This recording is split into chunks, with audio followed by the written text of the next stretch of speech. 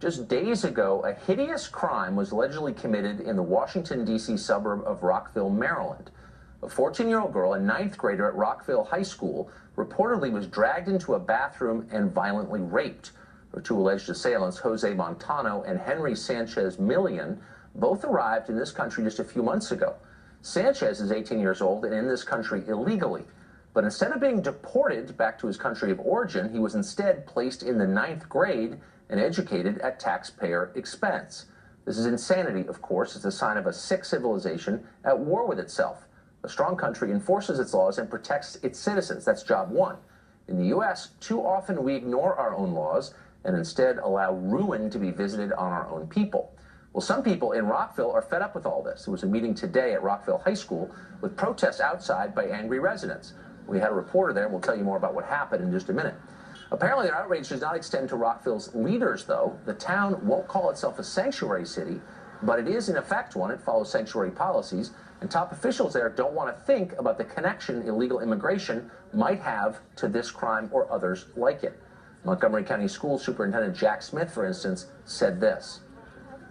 We're not going to paint all students who speak another language, all students of a skin color, all students of a religion, with a broad brush because of a really terrible incident. So I'm saying no tonight. We're going to take care of our students. We're going to take care of this student who experienced this trauma. But what we are not going to accept is people who say that 25,000 of our students shouldn't get to go to school because they speak another language. In other words, diversity is our strength. Move along. You're racist. Shut up. Thanks, Jack. Well, thankfully, Maryland Governor Larry Hogan does not suffer from the same mental block. Here's what he said. Where my biggest concern lies is with the Montgomery County school system and their lack of cooperation and the lack of information they've been providing. Not only have they refused to provide any information to us, but they've refused to provide it to the State Board of Education, who specifically requested more information. Well, this came up at the White House briefing today, and Press Secretary Sean Spicer had this to say.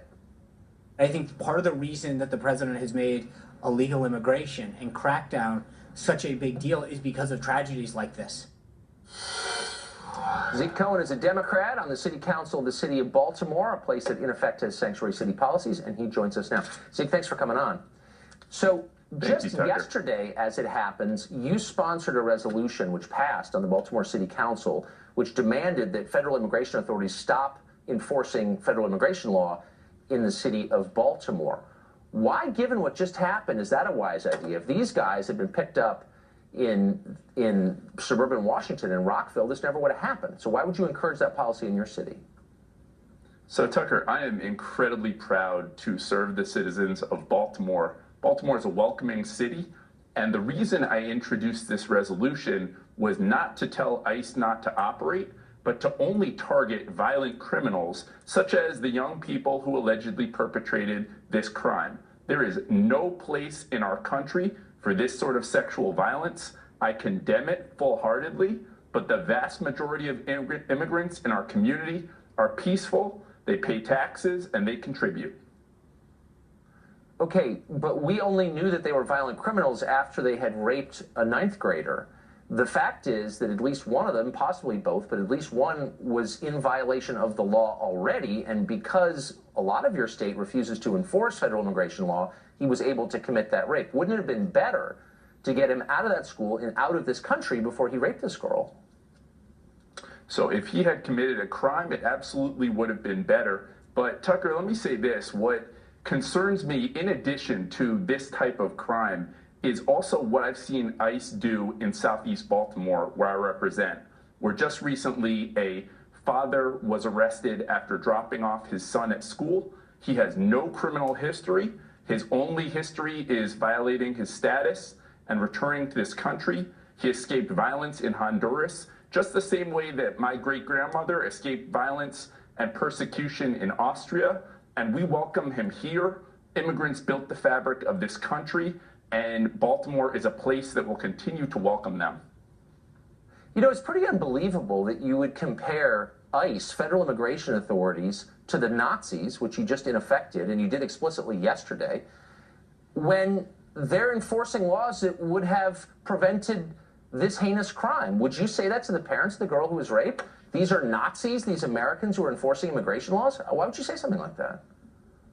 So I extend my full sympathy to these parents. What they've been through is horrific, and to trot their crime out publicly is really kind of shameful, Tucker. And I think that the politics you're engaging in is this sort of Willie Horton style race baiting, dog whistle, where we don't blame entire groups of people for the heinous acts of a few.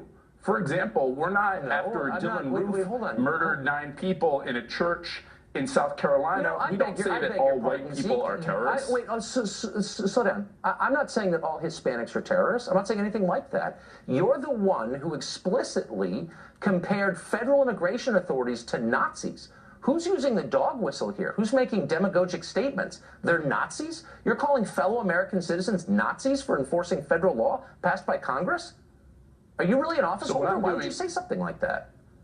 So what I'm doing, Tucker, is comparing the plight of my great-grandmother, who came here from Austria to escape Hitler's gas chambers, to the same fate as my Honduran neighbors, who've come here escaping violence from their country and just want to build a better life. We also had an that's actually not that's not what you're saying. In fact, let me read you a quote. This is from yesterday from the city paper in Baltimore.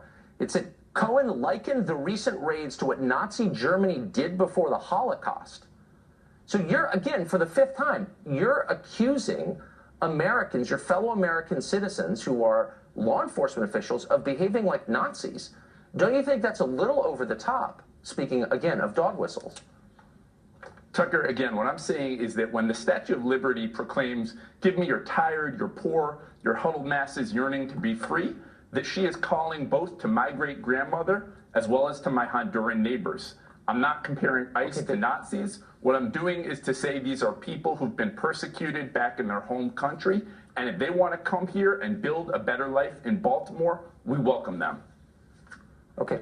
But you are, first of all, comparing them to Nazis. But the truth is, Baltimore has a lot of problems. A lot of problems. It's got one of the highest crime rates in the United States. Some of those crimes are committed by people who are here illegally, illegal aliens, as you know. 3 years ago, one of them raped a 9-year-old girl right after you became a sanctuary city. Again, as you know, you've had something like 10 murders in the last week, and you're spending your time telling law enforcement not to enforce the law. How does that help the immigrants you claim to care for?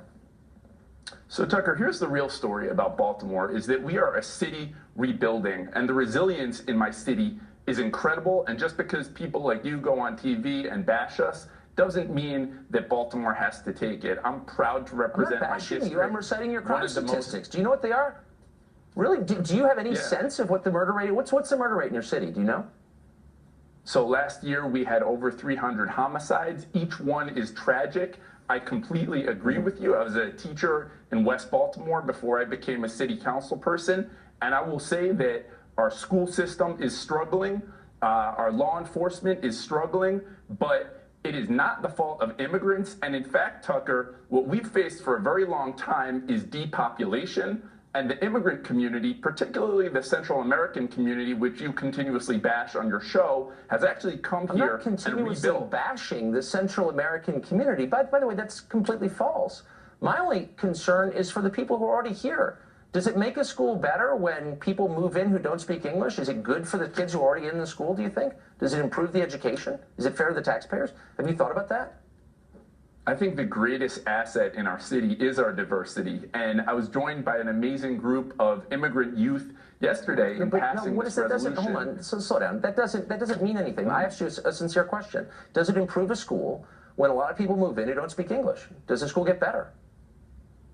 Absolutely. So if you're talking about a city that used to be 1 million people and is now down to 630,000, having folks come here and participate and pay taxes, sending their kids to our school is a blessing, and we welcome those children. And like I was saying, we had a great group come to City Hall yesterday to advocate for their community, to speak out against intolerance, and to help us pass this resolution. And that's why I'm so proud to represent my city on the It's city so council. sad. I mean, maybe your city's depopulating because you had 316 murders last year because you don't take it seriously and you spend your time with frivolous nonsense like this, which doesn't make the city better.